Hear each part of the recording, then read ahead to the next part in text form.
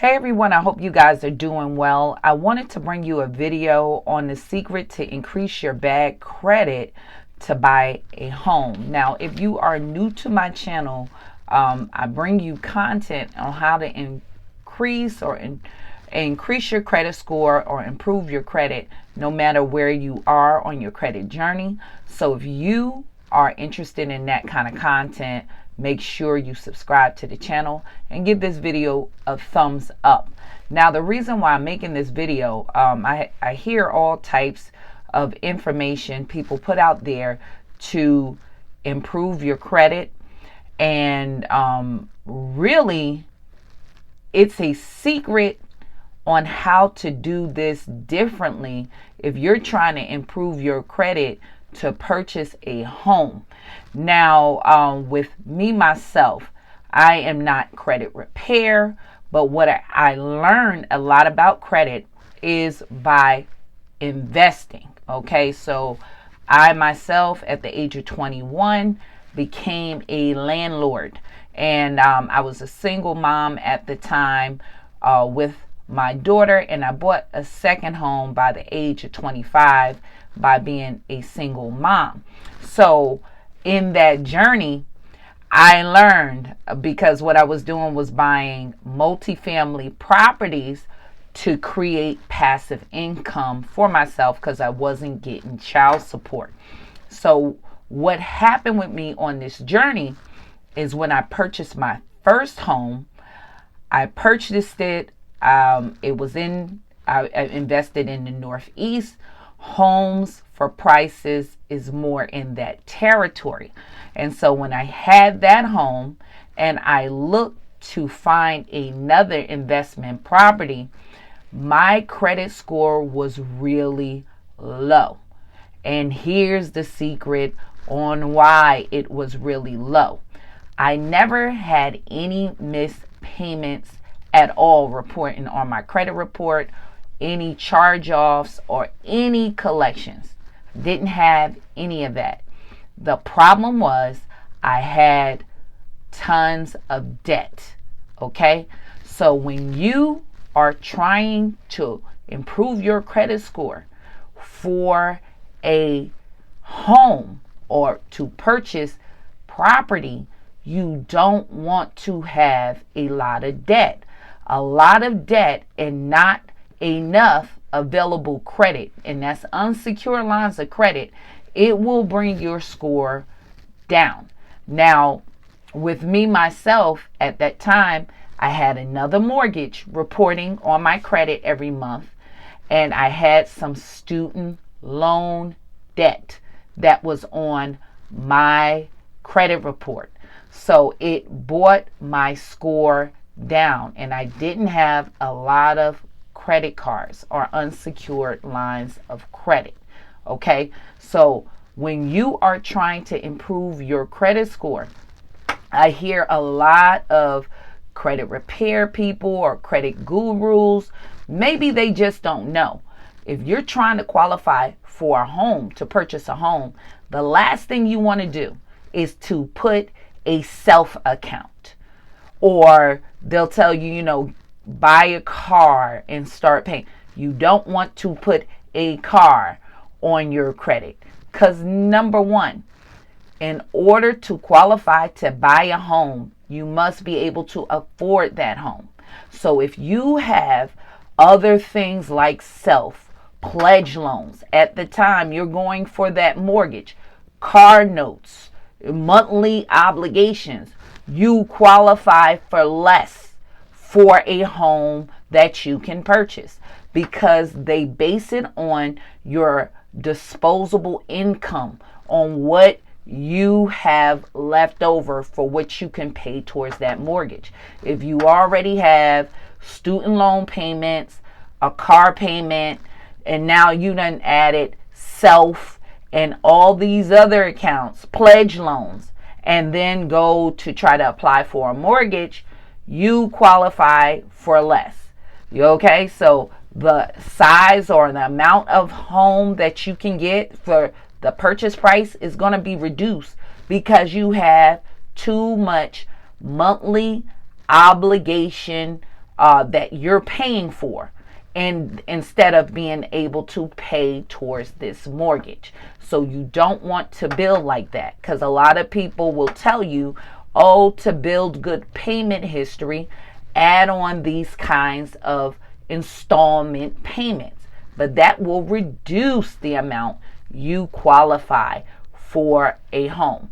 Actually, my brother recently, him and his wife purchased a home. They owned a home prior to this, but they purchased a newer home. And what happened with them, and what he found out, just by having a car payment, it reduced what they can qualify for, like $100,000. So that's the implication. So they paid off their car loan in order to qualify for more for the home. So you might not think that is that major, but you will qualify for less by having that much debt. So you don't want to add those kinds of things to try to improve your credit score. Now, one of the secrets I learned, and I did this very quickly to improve my credit score, to get it to shoot up in order for me to qualify for that second home, I added on more unsecured lines of credit to increase my credit score. So at that time, my credit score was well below a 700 credit score. So I added unsecured lines of credit, which was credit cards. Okay, unsecured line of credit. It was a line of credit, a credit account, and that increased my utilization. So it's how much debt to available credit is 30% of your credit score. So by adding an unsecured line of credit, it shot up my credit score by 50 points. And I was able to do that within 90 days by adding on other unsecured lines of credit. And I was able to close on that second property. At that time, I made a ton of income, but it was just the credit score that was bringing my credit down. Also in that process, I had a student loan that it really wasn't much left on that student loan, honestly. So I just paid that student loan off also in that 90 days. And that helped because I added the lines of credit and reduced my debt. So that also helped increase my credit score. So that is your best avenue, is by adding an unsecured line of credit to increase your credit score to qualify for a home. Now, here's some things that you need to keep in mind. Not just qualify, but to increase your credit score when you have bad credit. Now, here's some other things in mind that a lot of people are dealing with. You have charge-offs and collections. Now, what you need to do if you have bad credit currently and is looking to purchase a home in the next year, you need to talk to a mortgage broker. Mortgage brokers, unlike you going to Bank of America and sitting down and talk to someone who's in their loan department to look for a home loan, those are agents that work only with Bank of America, so they can only get you loans by Bank of America guidelines. With a mortgage broker, they have relationships with many banks. So if you have a bad credit score, a lower or troubled credit, they might have a lender that actually will lend to you. They can pitch you to a couple of different banks. But one thing you don't want them to do, if you have collections and charge-offs and you're not ready, you don't want them to start pulling your credit right now, because when you are applying for mortgages, they pull across the board, all credit bureaus. So constantly getting that done, it will reduce your credit score. You need to talk to them and you need to know what's reporting on your credit. So you need a credit monitoring system, whether it be Experian, MyFICA, so you can tell them what negative items that you have on your credit. And in return, they can tell you what you need to do to qualify for a mortgage. I dealt with a client that I had, and they were going through a particular program that she had a charge off that was quite a number of years old. It was like over 5 years old, and they told her she did not need to resolve that. So it all depends.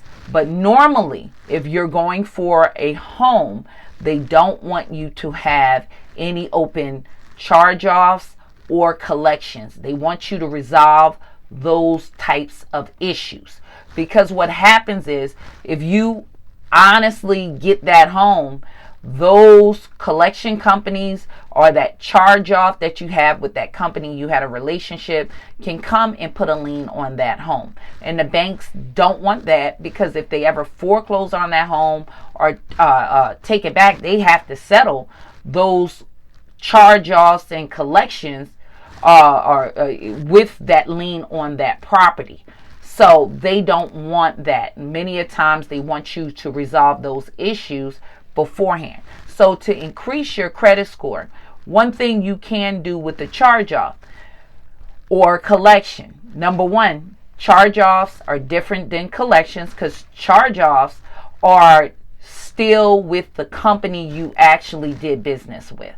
A collection is a third party. Most of the time that original company could not collect on that debt after 180 days, so they just charged it off. They wrote it off of their books.